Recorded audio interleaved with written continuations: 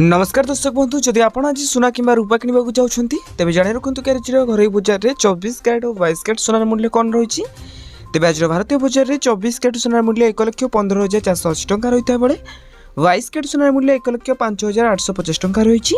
ठीक से हीपरि राजधानी भुवनेश्वर में 24 कैरेट सोनार मूल्य 10 ग्राम पिछा 1,15,480 टंका रही है बेले 22 कैरेट सोनार मूल्य 1,05,850 टंका रही।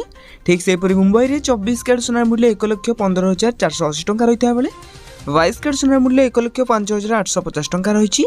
अन्यपटे नुआदिल्ली में 24 कैरेट सोनार मूल्य 1,15,630 टंका रही है बेले 22 कैरेट सोनार मूल्य 1,06,000 टंका रही।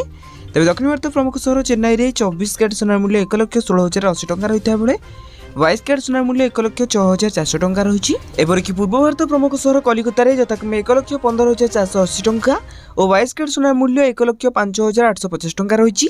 अन्यपटे रूपा मूल्य किलो पिछा 1,49,000 टंका होची। तेज ये आज दिन सोनार पर सठिक मूल्य। जदि आपड़ी सोनार पर सठिक मूल्य जानवा चाहते तेज आम चैनल को सब्सक्राइब कर पाखे आसुवा बेल आइकन को ऑल बटन में सेट करने सहित वीडियोटी इंफॉर्मेटिव होता है निहाती भाव वीडियो को लाइक करें। डिस्क्रिप्शन टेलीग्राम चैनल लिंक अच्छी तो जाकि आपने जानी जातु।